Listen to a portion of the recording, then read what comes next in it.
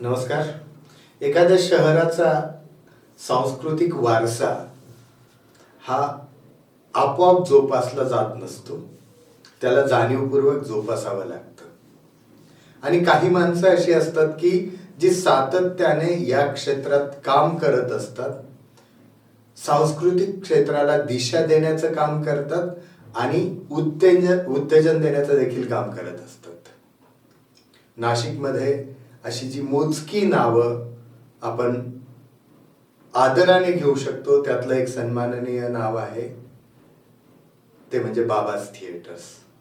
आणि बाबाज थिएटर्स हे नाव आलं की आपोआप दुसरं नाव येतं, ते म्हणजे प्रशांत जुन्नर सर आपल्यासोबत आहेत. नमस्कार.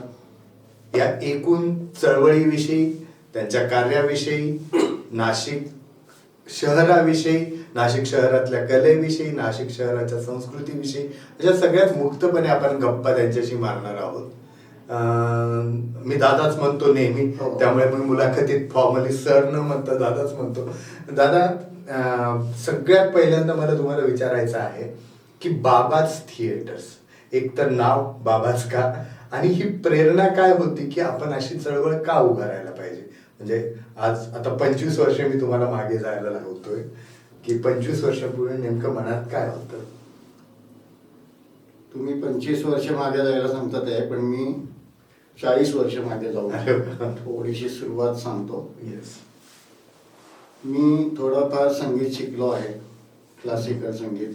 ओके. विशारदपर्यंत त्या काळात शिकलो आहे. साधारण मी 77 साली संगीतातलं थोडंसं नॉलेज घेऊन वाद्य वाजवत होतो. साधारण 78-80 मध्ये नाशिक खूप छोटं गाव होतं, 1.5-2 लाखाचं गाव असेल. पण आम्ही काही मंडळी, आत्ता ती सगळी प्रोफेशनल झालेली मंडळी आहे, तर ही मंडळी आम्ही एक ऑर्केस्ट्रा आम्ही त्या काळात केला होता, लकी मेलोडीज नावाने. आणि त्याचे कार्यक्रम आम्ही करायचो, तर ते वर्षातून एक 10-12 कार्यक्रम व्हायचे गणपतीत, नवरात्रात. आणि त्याच काळामध्ये मुंबई पुण्याची माणसं येऊन इथे कार्यक्रम करायचे, त्यांचे तिकीट लोक काढून द्यायचे. पण आमच्या कार्यक्रमाला मानधन किती, तर 1000 रुपये, 700 रुपये अशा पद्धतीने खूप वर्ष त्याच्यात घालवले. आम्ही सगळेजण करायचो. त्याच्यातच नाटकं, राज्य नाट्य स्पर्धा, हे सगळं करत असताना आपल्या गावात आपलं काही विकलं जात नाही आहे, किंवा आपल्याला मुंबई पुण्याकडे जावं लागतंय, किंवा मुंबई पुण्यात गेल्यानंतर किंवा मुंबई पुण्याचं नाव असलेले आर्टिस्ट असले की त्यांचेच कार्यक्रम छान. हा सगळा हे होता. काही काळानंतर म्हणजे 85 सालानंतर आपण काय ह्याच्यात पुढे काही गेले नाही. कोणी त्यांनी कोणी नोकरीला लागले, कोणी यायला लागले. तसंच माझाही व्यवसाय सुरू झाला. पण मला असं वाटतं साधारण 85 ते 95 पर्यंतच्या ह्याच्यामध्ये मी माझ्या व्यवसायात सेटल झालो होतो. आणि त्या काळामध्ये कुठेतरी ती सांस्कृतिक भूक आपली, ती सांस्कृतिक सारखं ही सगळी कलाकार मंडळी भेटायची. माझा हॉटेलचा व्यवसाय आहे, ते सगळे येणं जाणं. मग तिथे कुठेतरी असं वाटायला लागलं की अरे, आपण या गावामध्ये ही चळवळ आपण सुरू करू. मला जर 100 रुपये मिळतात आहे, तर त्यातले 50 रुपये खर्च करायला मला हरकत नाही. आणि हे माझं पॅशन आहे, आणि ह्याच्यात आपल्याला काहीतरी करता येऊ शकतं. म्हणून आपण बाबाज थिएटर्स नावाची आपण एक संस्था, जी माझ्या ह्याच्यातून आपण ती संस्थेचं हे केलं. बाबाज एक माझं श्रद्धास्थान आहे. ओके. त्यांच्या नावाने त्यांना म्हटलं की असं काहीतरी चालू करूया. आणि मग तिथे सगळी मंडळी एकत्र अशी, मला वाटतं तुम्ही पण त्या काळामध्ये मला बऱ्याच वेळेला भेटलेल्या असाल, तुमच्या ॲक्टिव्हिटी चालू होत्या. जे ॲक्टिव्हिटी करणारी मंडळी ही मला भेटत राहायची. मग यांना ॲक्टिव्हिटी करताना एखादी एकांकिका बसवायची आहे, तर ते एकांकिका बसवायला ती असते 1 तासाची.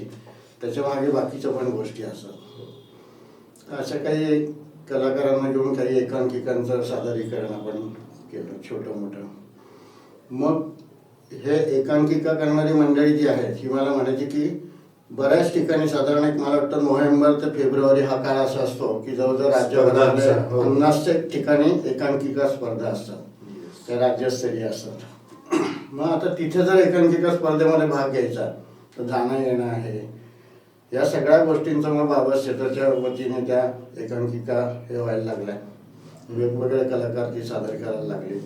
बरीचशी मोठी मोठी नावं आत्ताची जी आहे ती त्या काळातली, पण त्यांना तो त्या स्ट्रगलमध्ये बाबा थिएटरच्या माध्यमातून आणि त्यांना अनेक पारितोषिकं मिळत गेली, अनेक अवॉर्ड्स मिळाले, ते त्यांची प्रोफाईल तयार झाली. त्याच्यातूनच आज बरीचशी मंडळी, म्हणजे सांगायला हरकत नाही, 300-400 मंडळी तरी नाशिकमधून नक्कीच बाबा थिएटरच्या प्लॅटफॉर्मवरनं आणि राज्यभरातून अनेक, कारण आपण त्यावेळेला एकांकिका स्पर्धा चालू केली हो. 2000 साली बाबाच करंडक नावाने. आज 21 वर्षाची आपली ती सातत्याने चालू आहे. त्याच्यातून राज्यभरातून ही मंडळी तयार, म्हणजे प्लॅटफॉर्मवरून तयार होतात. आपण त्यांना सर्टिफिकेट्स देतो, ज्यांना बक्षिसं मिळतात त्यांना बक्षिसंही मिळतात. हे करताना ती आवड होती, पहिली आवड आहे. त्याच्यानंतर आपण त्याच्यामध्ये काम करताना आनंद मिळत गेला. आपण कोणाला आनंद दिला तर आपल्याला आनंद मिळतो. हे माझ्या गुरूंनी मला जे सांगितलं त्याच्यातून तो प्रवास सुरू झाला. आता सहज ओघाने विषय निघालाय हॉटेल व्यवसायाचा, तर मुंबई नाक्यावरचं साहेबा हे सगळ्यांचं जवळपास आश्रयस्थान होतं असं म्हटलं तर वावगं ठरणार नाही. आम्ही म्हणजे माझ्यासह अनेक मंडळी तिथे हक्काने गेलेली आहेत, दादांकडे हक्काने मदत मागितलेली आहे.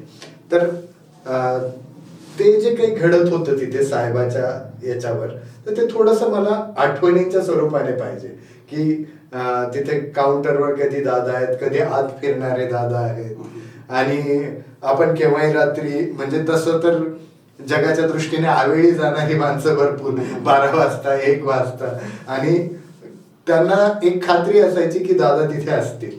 तुम्ही हे जे म्हणालात ना की अवेळी येणारी माणसं जी आहेत, ही अवेळी येणाऱ्या माणसांमुळेच हे बाबा थिएटर उभं राहिलं. ती मंडळी ती जी रात्री 11-12ला मग कोणी रिहर्सल करून यायचं, कोणी गाण्यांचं हे करून यायचं, आणि ही मंडळी, आम्ही कलाकार मंडळी बहुतेक रात्रीचे सगळे जागणारेच असतो, आणि त्या काळामध्ये मग ते त्यांना कुठले तरी एखादं काही करतात आहे, मग त्याच्यात काहीतरी अडचण आहे, मग मी त्यांना म्हणायचं अरे आपण ते करूया. साहेबा हे एक वेगळं सांस्कृतिक केंद्र झालं होतं. आपल्या नाशिकमधली, नाशिक जिल्ह्यातली कलाकार मंडळी असतील, सो कॉल सगळे व्हाईट कॉलर, सगळ्यांचं फॅमिलीचं, आणि म्हणजे माझा मंगेशकर परिवाराशी संबंध जो झाला तो साहेबांमुळे. नाना पाटेकर असेल, भरत जाधव असेल, भीमसेनजी तिथे जेवले आहेत. तर ह्या सगळ्या लोकांना, आणि तो जो महाराष्ट्रीयन टच माझा होता. माझ्या हॉटेलमध्ये फक्त मराठी गाणी लागायची, ती मोगऱ्याची फुलं मी द्यायचो, छोट्या छोट्या त्या गोष्टी होत्या. 4 ओळी बाहेर बोर्डवर काहीतरी लिहिलेली. मला वाटतं एकदा माधुरी दीक्षितचं लग्न झालं आणि श्रीराम नेने यांच्याशी ते लग्न झालं. सहज काहीतरी सुचलं आणि बाहेर बोर्डवर लिहिलं की माधुरी तशी नशिबवानच श्रीरामासारखा नवरा मिळाला, पण खाली जागा करून, पण तशी कम नशिबीच, कारण साहेबामध्ये यायला अजून वेळ नाही मिळाला लोकांना त्या, कारण त्या श्रीराम नेन्यांचं लग्न आणि त्यावेळेची ती मोठी बातमी होती. येस, नक्कीच. बरेचसे असे म्हणजे प्रसंग. अमिताभ बच्चनचं खाकीचं शूटिंग चालू होतं त्यावेळेला ताजमध्ये, ते जवळजवळ 2 महिने शूट होतं. तर मग त्याच्यात हा होता आपला, तर त्यांना ते कळलं की साहेबामध्ये जेवण. मग मला एकदा साहेबामधलं जेवण पार्सल घेऊन तिथे मला त्यांनी हे केलं. अतुल कुलकर्णी, अतुल होता त्याच्यात. तर अतुल, आपला एक चांगला संबंध होता, अतुल मिळाले ते सगळ्यांना. पण मग नंतर असं झालं की ती सगळी मंडळी, म्हणजे अक्षय कुमार, तुषार कपूर, ही सगळी मंडळी रोज जेवायला यायला लागली साहेबामध्ये. तिथे बसून जेवणामध्ये आणखीन मजा येईल काय. आणि मग एकदा असं आलं की ही बातमी अमिताभपर्यंत गेली की आम्ही तिथे जातो जेवायला, तिथे खूप छान जेवण. तर कोण आहे वो, म्हणजे असं त्याने अतुलला हे केलं. अतुलने मला सांगितलं म्हणे ते त्यांना अमिताभजींकडे जायचे तुम्हाला, आपल्याला. तर मग मी तुम्हाला सांगतो की 3 दिवस अमिताभजींना मी जेवण ताजमधून, माझ्या हॉटेलमधून ताजमध्ये घेऊन जायचो. तर 3ही दिवस कारल्याची भाजी, वेगवेगळ्या प्रकारची कारल्याची भाजी मी त्यांना दिली. आणि मी त्यांना खूप मागे लागलो की तुम्ही आमच्या, ते म्हणे व्हॉट अबाउट माय सिक्युरिटी. मी त्यावेळेला प्रकाश पवार नावाचे कमिशनर होते नाशिकला. त्यामुळे मी लगेच काहीच प्रॉब्लेम नाही म्हटलं सिक्युरिटीचा, पण तुम्ही माझ्या इथे या जेवायला, मला हे करा. मी ते प्रकाश पवारांना फोन केला त्यांना म्हटलं की अमिताभ बच्चन बोलायचं आहे, अमिताभ बच्चनशी बोलणं करून दिलं रात्री. आणि दुसऱ्या दिवशी त्यांनी संध्याकाळी यायचा प्लॅन केला आपल्या हॉटेलला. त्यांचं शूट होतं आणि त्र्यंबक रोडला चालू होतं. त्र्यंबकला नाही, पुढे गंगापूर रोडला ओके. ऐश्वर्या रायचा तो शॉट होता, अमिताभ आणि हे. आणि ते तिथून जेवायला माझ्या इथे येणार होते विथ कमिशनर आणि हे सगळे बाकीचे. आम्ही बॅरिकेटिंग वगैरे केली होती साहेबांनी, पोलीस बंदोबस्त सगळा लावलेला होता 5 वाजेपासून. आणि संध्याकाळी 6 वाजता ऐश्वर्या रायचा तो ऍक्सिडेंट झाला आणि पायाला दुखापत ती झाली. सगळीच्या सगळी मंडळी काकतकरांकडे ऍडमिट झाली आणि तिथून ते सगळे मुंबईला गेले. नाही तर तो प्रसंग पण एक असा हा एक अविस्मरणीय झाला. पण तसं अमिताभ बच्चन हे करणं आणि ते येणार म्हणून सांगितलं. तसंच बाळासाहेब ठाकरे एकदा साहेब आलेले असताना अतुल जानकांच्या घरी त्यांचं माझं हे झालं. साहेबांना खूप आग्रह केला मी, म्हटलं 5 मिनिटासाठी, अरे मी काय जेवणार आहे का तुझ्याकडे, मला काही चालत नाही, ते म्हाताऱ्याला काय असं तसं खूप आग्रह केला. आणि तिथून निघताना अतुल भाऊंच्या इथून त्यांनी जाताना त्या स्क्वॉडला सांगितलं की ते ह्याच्या हॉटेलच्या तिथे मला थांबायचं आहे. आणि मग पुढे आहे सगळ्यांची यंत्रणा सगळी त्यांची सगळी ती झेड सिक्युरिटी साहेब आले तिथे थांबले, पाण्याची बाटली दिली त्यांना.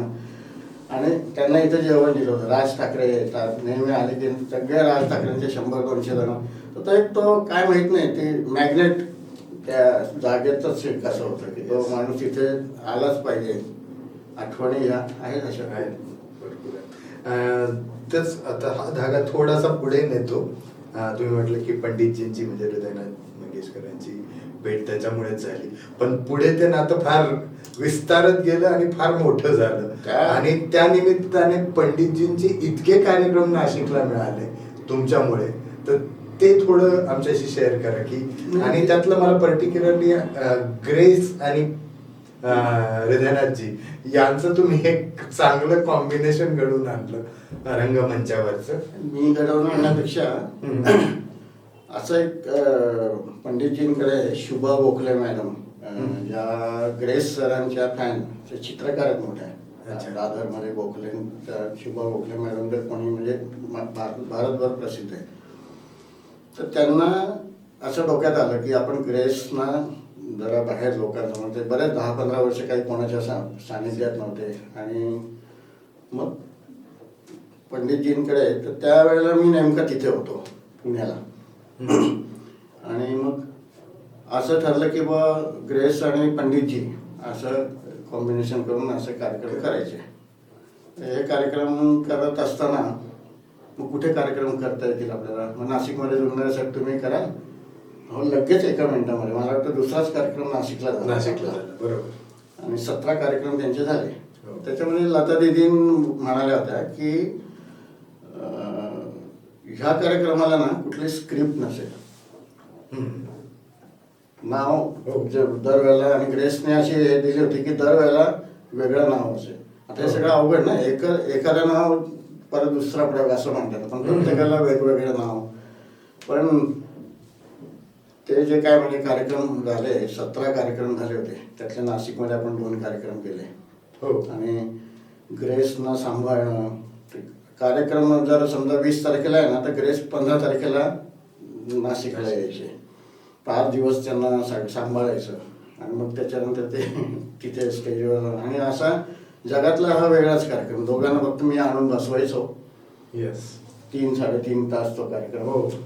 आणि खरं म्हणजे त्याची बीज जेव्हा जेव्हा पंडितजींचा कार्यक्रम असायचा तेव्हा ते कायमच उल्लेख यायचाच ग्रेसच्या कवितेचा. आणि त्याच्यात मला वाटतं 2-3 वेळेला नाशिक मधल्या कार्यक्रमातच पंडितजी म्हटले होते की संध्याकाळच्या कविता माझ्या उशाशी असतात. इतकं त्यांचंही ग्रेसशी नातं. सांगतो ना की ज्याला हा पहिला ग्रेसचा कार्यक्रम झाला त्याच्या आदल्या दिवशी मी ग्रेसना कुसुमाग्रज स्मारकामध्ये घेऊन गेलो होतो. विलास बोलवणाऱ्यांनी त्यांना निमंत्रण, लोकेश वगैरे आणि तिथे गेलो, ते सगळं बघून आलो. आणि दुसऱ्या दिवशी कार्यक्रम होता. आता त्या कार्यक्रमामध्ये सुरुवात काय होते की पहिले पंडितजी थोडंसं 2 गाणे वगैरे म्हणायचे आणि मग नंतर ग्रेसकडे हे घ्यायचे. ग्रेस थोडेसे अस्वस्थ, त्याच्यात ते मग सुरू झाले. आणि मग तात्यासाहेबांचं पृथ्वीचं प्रेमगीत हे तात्यासाहेबांनी तात्यासाहेबांनी काय सुचलं असेल आणि त्यांनी का बरं ते लिहिलं आणि काय ते ह्याच्यावर 2.25 तास ग्रेस बोलले. हे तात्यासाहेबांना पृथ्वीचं प्रेमगीत ह्याच्यावर पृथ्वीचं प्रेमगीत मध्ये तात्यासाहेबांना काय वाटलं म्हणून त्यांनी त्याच्यावर 2.25 तास बोलले आणि मग इंटरव्ह्यू झाला. हे काय आठवणी माझ्या भरपूर अशा आहेत की किंवा नाशिकला भीमसेनजींना मी भीमसेनजींचे कार्यक्रम केले त्या काळात. कमर्शियल कार्यक्रम केले ज्याला तिकीट होतं 1000 रुपये 500 रुपये वगैरे असं कोणाचे फंड रेजसाठी केले. त्यावेळेला अनुभव असा आला की एक कार्यक्रम होता त्या कार्यक्रमाला कालिदासमध्ये पूर्ण थिएटर हाऊसफुल आणि बाहेर एक 20-25 वृद्ध जोडपे आणि 15-20 पोरं तरुण मुलं ही सगळी बाहेर उभी आणि कार्यक्रम हे करून मी सुरुवात करून मी बाहेर गेटच्या इथे आलो तर ही सगळी मंडळी मला म्हणायला लागली अहो आम्हाला सोडा ना आम्ही 100 रुपये देतो आम्ही हे देतो. लाव काका नाही असं नाही आम्ही कुठेतरी बसू हे करू ते करू. खूप मागे लागली अशी मला खूप असं कसं तरी व्हायला लागलं. त्यातल्या काही लोकांना मी ते क्राईम रूममध्ये जाऊन बसवलं होतं 10-5-7 अगदी म्हातारे वयस्कर. हे मला खूप हे झालं. त्या दिवशी कार्यक्रम संपला आम्ही रात्री हॉटेलवर आले पंडितजी जेवण केलं मग आम्ही पहाटेपर्यंत बसायचो इथे इम्रान पार्कला उतरायचे नाही. तिथे मी त्यांना हे सांगितलं म्हटलं आज असं असं झालं आणि तुमच्या कार्यक्रमाला म्हटलं अशी मंडळी नाही तुमचा कार्यक्रम बघू शकत काय करणार म्हणे आता. तर म्हटलं एक कार्यक्रम मला असा करायचा आहे की जो सर्व जणांसाठी खुला असेल आम्हाला वृद्धांसाठी तो असेल आणि तो ओपनमध्ये असं मी करायचा आहे मला तुमची विदागी देणार म्हटलं. त्याच्यावर ते बरंच त्यांचं काही म्हणणं नव्हतं ते म्हणजे ते मुलगा त्यांचा श्रीनिवासशी बोल म्हणे. श्रीनिवास म्हणे नाही नाही बाबा असं नाही करणार असं नको आता कारण त्यांचं त्यावेळेला वय 83 वगैरे होतं. यावेळेला मी खूप मागे लागलो होतो मी 6-8 महिने म्हणजे पुण्याला गेलो की तोच विषय घ्यायचो तोच. आणि एकदा तो श्रीनिवास म्हणाला की ठीक आहे करूया आणि नेमका 1 महिन्यानंतर आषाढी एकादशी होती. आषाढी एकादशीच्या दिवशी त्या विठोबाला मी नाशिकमध्ये नेहरू चौकाच्या पिंपळा बारावर आणून 1,00,000 पोलिसांचा रेकॉर्ड आहे 1,00,000 लोकांना आपण तो कार्यक्रम असं सांस्कृतिक आणि ती आठवण कधी इतिहासच झालाय तो. आता पाराचा उल्लेख केला पारावरच्या पण याच्यात बरंच तुमचं योगदान. आडवा पाठ ही संकल्पनाच माझी तुमची आहे. मी शाहू खैरे आम्ही शाहू खैऱ्यांचं माझं खूप जुनं कॉलेजपासूनचं आमचं आहे आणि खूप टॅलेंट असलेला माणूस किंवा काय म्हणतो ना कुठलीही गोष्ट कशी करायची ही ते शाहू महाराजकडनं शिकायची. आणि माझं त्यांचं एक वेगळं ट्युनिंग आणि मला नेहमी मी त्यांना म्हणायचो महाराज तुम्हाला ना सांस्कृतिक मंत्री करायचं आहे मला सांस्कृतिक मंत्री करायचं आहे. अशा ह्याच्यात आम्ही ते बाबा भटरा मी गुरमीत बग्गा आणि महाराज वगैरे आम्ही असेच एकदा असताना एकदा बाबा भटरांनी सुरेश भटार आपले पत्रकार तर ते एक छोटीशी बातमी होती त्यांनी ती दाखवली आणि अरे हे असं काहीतरी आपल्या नाशिकमध्ये पण घडायला पाहिजे. म्हटलं काय हो ती बातमी होती महाराष्ट्र टाइम्समध्ये अशी छोटीशी की डोंबिवलीमधल्या चित्तपावन ब्राह्मण संघाच्या हॉलमध्ये दिवाळी पहाट साजरी होणार. म्हटलं मग आपण असं करण्यापेक्षा आपण असं छान सगळ्या लोकांसाठी असे 500-1000-2000 लोक येतील अशा ठिकाणी करू. हा म्हणे तसंच करायला पाहिजे असं म्हणतो आपल्या पारावर करू त्याला इतिहास आहे सावरकरांपासून सगळ्या. मग ते महाराज म्हणाले शाहू खैरे म्हणाले की बा अरे वा पण मग कोण येईल एवढे पहाटे 5ला असं तसं तुम्ही काही आयडिया करा. तो सार्वजनिकरित्या पाडवा पहाट करायचा हा 97 साली डोक्यात आला आणि तो आपण सक्सेस केला. पहिल्या वेळेला शौनक अभिषेकींचं गाणं ठेवलं आणि पहिल्याच कार्यक्रमाला साधारण 2000 लोक आम्ही 2000 लोकांची बसण्याची व्यवस्था केली होती पहिल्याच कार्यक्रमाला. आणि त्याच्यानंतर तो सातत्याने सुरू झाला आणि सांगायला हे देवेंजी की पाडवा पहाट ही संकल्पना ही फक्त महाराष्ट्रामध्ये नाही भारतात जी काही आता सध्या आहे ना की नाशिकमधूनच सुरू झालेली. मागच्या वर्षीचं मला वाटतं त्यातल्या 2200 ठिकाणी भारतामध्ये पाडवा पहाट झाले. एका पेपरमधली बातमी 2200 ठिकाणी आपल्या शहरापासून निघालेली वाक्य. मला वाटतं 3ऱ्या पर्वाला श्रीधरजी होते श्रीधर फडके श्रीधर फडके नव्हते सुरेश वाडकर होते. सुरेश वाडकर सुरेश वाडकर होते, सगळे दिग्गज. आणि हां. महत्वाचं इथे एक आहे, नेहरू चौकाच्या पिंपळ पारावर जी काही मैफिल होती ती क्लासिकल मैफिलच होते, शास्त्रोक्त संगीतावर आधारितच होते. हे हा, ते वैशिष्ट्य ते जपलं गेलंय. ते जपलंय, ते आज महाराज करतात. हो. थोडं अजून पुढे जाऊयात. आता जरा मी नाटकावर येतो. की नाटक जे साहेबामध्ये अनेक म्हणजे तिथे असताना तुम्हाला भेटायला येणारी माणसं, तुमच्याकडे मदत मागायला येणारी माणसं, यातनं एक नाट्य क्षेत्रातल्या गोष्टी सुरू झाल्या. त्याच्या आधीचे तुमचे अनुभव हे राज्य नाट्यपुरते मर्यादित असतील, पण जेव्हा तुम्ही इतरांना उद्युक्त करून आणि महाराष्ट्रातल्या स्पर्धांना पाठवायला लागले आणि त्यानंतर स्वतः बाबाज थिएटरने एक सातत्यपूर्ण, महाराष्ट्रात कदाचित मला वाटतं अगदी मोजक्या अशा स्पर्धा असतील की ज्या एवढ्या सातत्याने चाललेल्या आहेत, तर तशी बाबाज करंडक एक सातत्यपूर्ण स्पर्धा आहे. तर ही डोक्यात तुम्ही मगाशी म्हटलं तसं की नाशिक मधल्याच नाही तर महाराष्ट्रातल्या इतर कलाकारांना व्यासपीठ मिळावं, तर याच्याकरता तुम्ही भरपूर आर्थिक भार सहन केला आहे. तर त्या चळवळीविषयी आतापर्यंतचा तुमचा अनुभव मला थोडक्यात हवा आहे की नेमकं काय याच्यातनं तुम्हाला काय काय गोष्टी साध्य झाल्या असे वाटतं?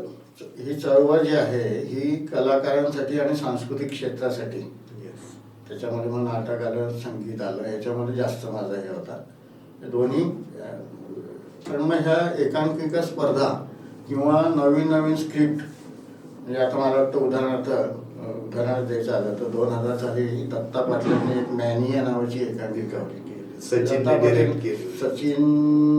आणि विनोद राठोड आणि अमेय जोशी, बरोबर, त्याच्यात पात्र 2च होते. दत्ता त्यावेळेला अगदी नव्याने लिहिणार होता.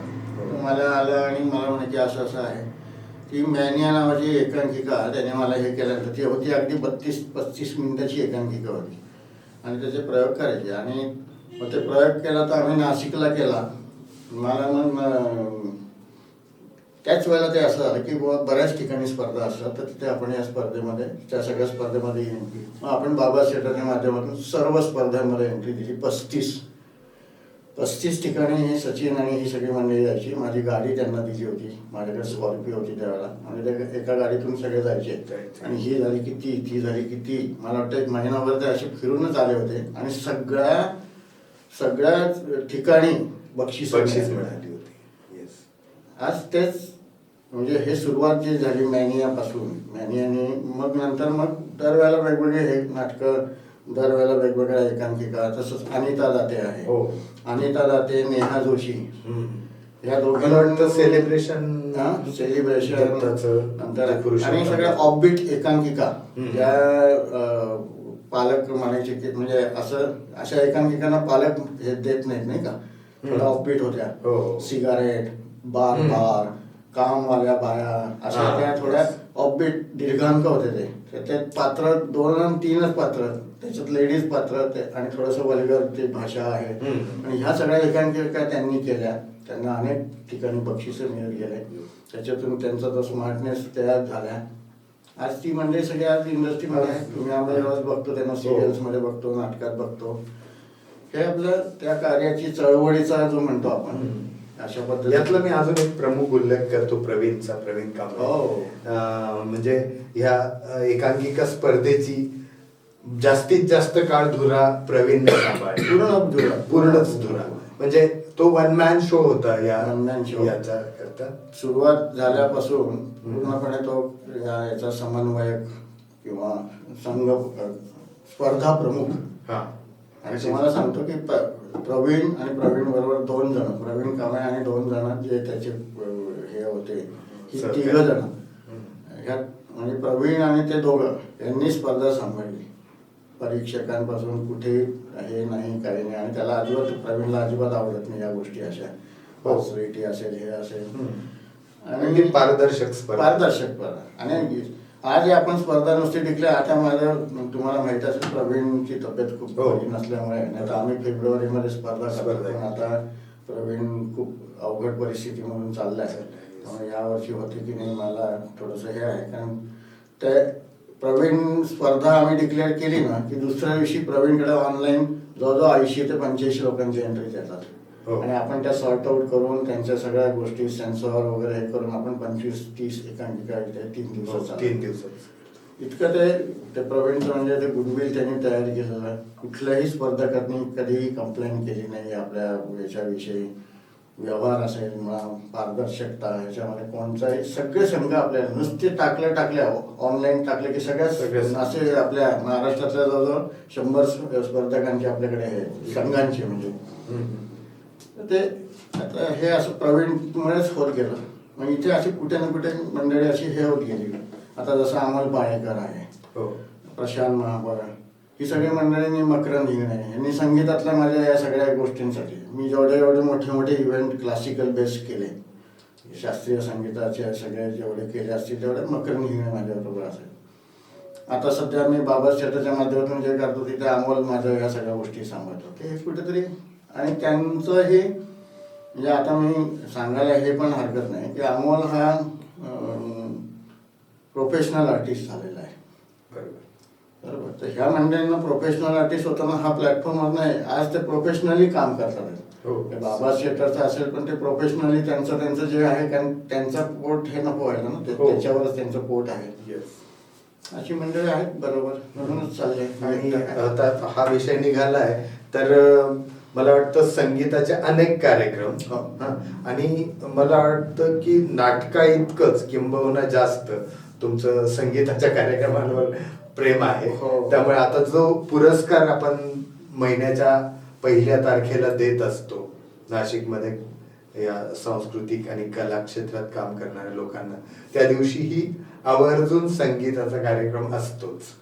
आता त्या पुरस्काराविषयी आणि या संकल्पनेविषयी गोष्टींचा हे असं झाला, एक 7-8-10 वर्षापूर्वी पंडितजी हृदयनाथ मंगेशकर म्हणजे मी माझे गुरु, आई, वडील, त्यांच्याकडे मी काही असं माझं हे असतं की त्यांच्याशी शेअर करणं आणि ते आधारच आहे आम्हाला, आमच्या कुटुंबाला. तर असंच एकदा बसलं असं माझे मिसेस, मी आणि पंडितजी आणि भारती वहिनी इथे नाशिकमध्ये. ते म्हणाले की जुनरे तुम्ही कशाला हे मोठे काहीतरी कार्यक्रम करतात, ह्या मोठ्या कलाकाराला त्याला तुमचे तिकीट विक्री होत नाही, तुमच्या कोणीतरी हे करता, तो माणूस तुम्हाला तुम्ही खिशातून पैसे घालून करता, ते कशासाठी करता म्हणे.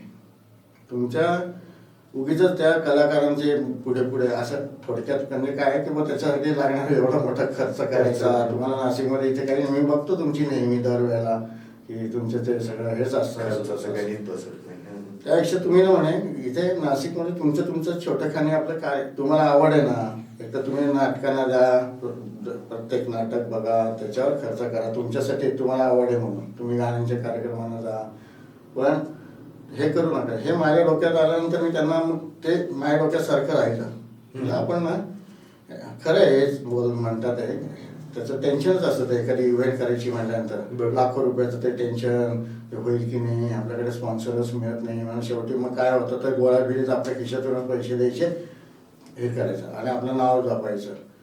ह्याच्यापेक्षा आपण काहीतरी वेगळं करायला पाहिजे. मग 6 वर्षापूर्वी माझ्या डोक्यात असं आलं की आपण नाशिकच्या कलाकारांना व्यासपीठ द्यायचं आणि एक संकल्पना आपण हे करूया की कलाकारांना त्यांच्या नवीन संकल्पनांना व्यासपीठ. मग संगीत क्षेत्रातल्या आता एकांकिका नाटक म्हटलं तर बाबाचकरांना चालूच आहे. बरोबर. मग संगीत क्षेत्रातली ही सगळी मंडळी, बरीचशी मंडळी माझ्याबरोबर नेहमीची हे असणारी. आणि आणखीन एक डोक्यात असं आलं की एक नाशिकमध्ये खूप टॅलेंट्स आहेत. तर ह्या टॅलेंटना आता उदाहरणार्थ देवेन कापडणीस तुम्ही काय करताय लोकांना कुठे माहिती आहे. 2019च्या गुढीपाडव्याच्या विषयी ही संकल्पना आणि मग त्याच्यामध्ये ज्येष्ठ नागरिकांसाठी हा उपक्रम सुरू केला. आणि या कार्यक्रमामध्ये दरवेळेला नवीन संकल्पना घेऊन कलाकारांची नवीन कॉन्सेप्ट. आता जर तुम्ही म्हणाल तर माझ्याकडे एप्रिल महिन्यापर्यंतची 1 तारीख मी कोणाकोणाला दिलेली आहे. आता डिसेंबर चालू आहे, जानेवारी, फेब्रुवारी, मार्च, एप्रिल कोणी ती तारीख घेतात, त्या संकल्पनेवर ते त्यांचा छान प्रोग्राम बसवतात, ते तिथे सादर करतात. मी त्यांना व्यासपीठ देतो, त्यांचा साऊंड वगैरे या सगळ्या गोष्टींची करतो. कलाकारांबरोबर जे वादक आहेत त्यांचं मानधन मी देतो. ओके. कारण हा वादक जगला पाहिजे. हो. मग गाण्याची संकल्पना असणारी ही मंडळी, समजा ती 4 मंडळी आहेत, तर ते त्यांना मी असं सांगितलंय की ह्याच्यासाठी लागणारं जर काही तुमचा जो काही तांत्रिक काही असेल, मानधन म्हणून तुम्हाला जर काही पाहिजे असेल तर तुम्ही एखादा स्पॉन्सर आणा. तुम्ही स्पॉन्सर घ्या आणि ते घेतात. ओके. ते स्पॉन्सर ते घेतात. त्यांचा तिथे आपण ह्याच्यामध्ये टाकतो काय त्यांचा म्हणजे स्पॉन्सरला तिथे प्रसिद्धी देतो. तिथे प्रसिद्धी देतो, तिथे त्यांचा सत्कार पण करतो. ओके. तर अशा पद्धतीने हा कार्यक्रम चालू आहे. आता हा जानेवारी महिन्यातला 50वा कार्यक्रम आहे. सातत्याने फक्त मधल्या काळात कोविडच्या काळामध्ये 2019चा गुढीपाडवा होता मार्चमध्ये. 1 मार्चला हा कार्यक्रम सुरू झाला. 19 मध्ये आता 50वा कार्यक्रम आहे आणि सातत्याने चालू आहे. मध्ये फक्त 18 महिन्यांनी झाला कोविडच्या काळात. आणि इतकं छान चालू आहे. ज्यांना हे ठरवणारे पण मीच आहे कोणाला पुरस्कार द्यायचे. येस. 25-26 तारखेला मी फोन करतो ज्यांना मला डोक्यात माझ्या असतात मला आता की यांना द्यायचं आहे, यांचं काम मला माहिती आहे. पण मग तो कधीतरी मला एकदम ते स्ट्राईक होतं. मी त्यांना फोन करतो आणि आजपर्यंत जेवढे म्हणजे आता 50वा कार्यक्रम म्हणजे 147 लोकांना आतापर्यंत दिले. सगळ्यांना आनंदच झालेला आहे. त्या पुरस्कारातून एक छोटासा पुरस्कार आहे, तो घरचा हे आहे असं समजून ते घेतात. त्यांच्याविषयीची पूर्ण माहिती आपण तिथे देतो आणि लोकांना अरे बापरे एवढं मोठं काम करतात हे लोकांना माहिती लोकांपर्यंत पोहोचतं. मीडियामधून त्यांना आपण प्रसिद्धी देतो. त्याच्यातून एक छोटीशी एनर्जी, पॉझिटिव्ह एनर्जी आपण निर्माण होते. नक्कीच निर्माण होते. आणि आता हा विषय निघालेलाच आहे त्यामुळे थोडं कंटिन्यू करतो की या क्षेत्रात काम करणाऱ्या प्रत्येक माणसाची खंत असते की ही सगळी जी आर्थिक जमवाजमव आहे ही जरा जिकिरीची असते. आणि हे शहर वाढलं पण या अर्थाने नाही वाढलं की तुम्हाला स्पॉन्सर्स या पद्धतीचा मोठा आधार मिळत जाईल, या पद्धतीने झालं नाही. तर नक्की मला वाटतं तुमच्याही मनात कुठेतरी खंत असेल. खंत आहे. पण मला असं वाटतं की ही जरी खंत असली तरी आज उद्या आता हे समजा हे 5 वर्षातलं उदाहरण मी तुम्हाला सांगितलं. म्हणजे हा जो 50वा उपक्रमापर्यंत मी आलो तर गेल्या काही महिन्यांपासून साधारण ह्या वर्षभरात मला काही लोक येऊन मला भेटायला लागले की आम्ही तुम्हाला काही मदत करू का, आम्ही काही मदत करू इच्छितो. काही लोकांनी न हे करता मला ती मदत दिलेली पण आहे. आणि ती मी मदत त्यांना काय सांगतो की मग तुम्ही एक काम करा, आपण शंकराचार्य न्यास तर तुम्ही मदत करायची असेल तर शंकराचार्य न्यासला जाऊन तिथे तुम्ही त्याचं जे काय रेंट आहे ते भरून टाका. किंवा कलाकारांना द्यायचे असेल तर 11,000 रुपये तुम्ही अंमलपालिकांच्या नावाने त्याच्यातही ट्रान्सपरन्सी असं सरळ त्या कलाकाराकडे किंवा जी तुम्ही तुमच्या हाताने द्या. आणि मी त्यांना तिथे बोलून त्यांच्या हाताने ते हे देतो. कारण काय आहे अशा पद्धतीची मदत याची सवय मलाही नको लागायला. बरोबर. त्याला कोणीतरी मला आणून 2,000 रुपये देतील, कोणीतरी 5,000 रुपये देतील, तसं नको तसं त्याला पण तिथपर्यंत. पण हे कुठेतरी आता खंत जरी आहे पण काही दिवसानंतर कारण हे सातत्य बघता याच्यातून मिळणारं हे बघता लोक स्पॉन्सरच आपल्याला ही कॉर्पोरेट स्पॉन्सरच जी पाहिजे ना ती मिळायला पाहिजे खरं अशा मदतीपेक्षा. आणि यांच्याकडे भरपूर CSR फंड असतो. हो. म्हणजे एक वर्षभरासाठी एक स्पॉन्सर, एका वर्षासाठी एक स्पॉन्सर, अशा पद्धतीने तर कार्यक्रम जास्त अशा पद्धतीने ते मिळावं आणि ते मिळायला लागेल मला वाटतं. येस. कारण नाशिकचे टॅलेंट्स आता दिसायला लागले. ते दिसायला लागलेले आहेत. आणि ही जी बाहेरून जी मंडळी नाशिकमध्ये आलेली आहेत व्यवसायासाठी यांच्यापर्यंत जर गेलं तर ते होऊ शकतं. नक्की होऊ शकतं.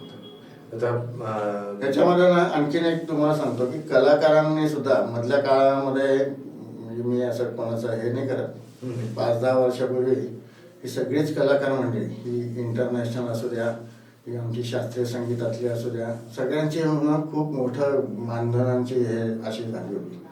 मला वाटतं हा कोविड वगैरे आला आणि मधल्या काळामध्ये जराशी थोडीशी जमिनीवर आल्यासारखी झाली. नाही ते इतके लाखाताकडे सांगायचे हो. आणि ते सगळं गणित बसायचं नाही. तर त्या पद्धतीने आता ही मंडळी जशी हे व्हायला लागलेली आहेत असं वाटायला लागलं मला. समारोप करण्यापूर्वी एक अजून छोटासा प्रश्न की पुढचा कार्यक्रम म्हणजे अजून काही वेगळा उपक्रम हाती घ्यायचं डोक्यात आहे नाटकाविषयी, किंवा आता सार्वजनिक वाचनालयाचे तुम्ही माननीय सदस्य आहात. सार्वजनिक वाचनालयाचा सदस्य म्हणून आहे. आमच्या अध्यक्षांनी माझ्याकडे 6 महिन्यापूर्वी सांस्कृतिक सहसचिव म्हणून मला जबाबदारी दिली आणि सांस्कृतिक क्षेत्रातल्या काही गोष्टी वाचनालयाच्या माध्यमातून घडाव्यात. आपण एक स्वर सावना नावाचा कार्यक्रम मे महिन्यात चालू केला आणि त्या स्वर सावनामध्ये शास्त्रीय संगीताचा प्रचार आणि प्रसार ह्या मुख्य उद्देशाने आपण कलाकारांना व्यासपीठ देतो, त्यांना छोटंसं मानधन देतो. त्या मानधनासाठी पण प्रायोजक आपल्याला त्या मानधनासाठी प्रायोजक आपण बघतो. ह्याच्यातला उद्देश असा की शास्त्रीय संगीत हे लोकांच्या कानावर जावं. औरंगाबादकर सभागृहामध्ये 200-250 लोक येतात. आम्ही तो फेसबुक लाईव्ह करतो. फेसबुक लाईव्ह साधारण 700-800 लोक कार्यक्रम सुरू असताना बघतात आणि कार्यक्रमानंतर एक 8 दिवसामध्ये कमीत कमी 3000 लोक हा कार्यक्रम बघतात. तर हा आपला शास्त्रीय संगीत आणि त्याच्यामध्ये शास्त्रीय संगीतातले आता जे गुरुजन आहेत आणि त्यांचे विद्यार्थी यांना व्यासपीठावर बसवायचं हा माझा उद्देश आहे. आता मी आशिष रानडे आणि त्यांचे विद्यार्थी, शंकरराव वैरागकर आणि त्यांचे विद्यार्थी असे कार्यक्रम आपण तिथे केले. शिष्यांना गुरूंबरोबरचा हे शिष्य आणि गुरु एकत्र आणि मानधन पण देतो त्यांना. बघा काहीतरी मिळाला ना तर त्याचा तो जो असतो ना, नाही तर मग मला असं वाटतं नाशिकमध्ये असे भरपूर झालेले आहेत की कलाकारांना नुसतं वापरून घ्यायचं, मोठ्या मोठ्या कल्पना राबवायच्या.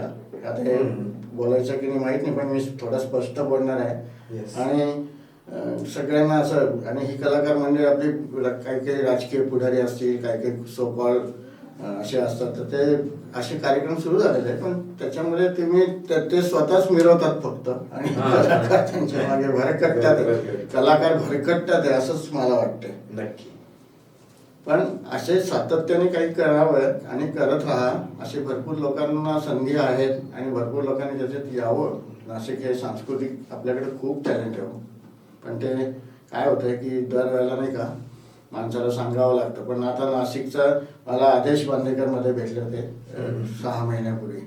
आदेश बांदेकर मला म्हणाले की अरे तुझ्या बाबाज थिएटरचे किती जण येतात आणि काय छान ऑडिशनला येतात आणि काय पोरं तयार केले तू. अहो म्हणलं मी कुठे तयार केले ते. हा पण तू फार मोठी पावती आहे दादा. हो नक्कीच. दादांशी भविष्यात देखील अशाच गप्पा आपण मारू, कारण हे झालं बाबाज थिएटर, नाशिकचं सांस्कृतिक चळवळ, त्यात बाबाज थिएटरचं योगदान किंवा त्यामागची काय संकल्पना होती.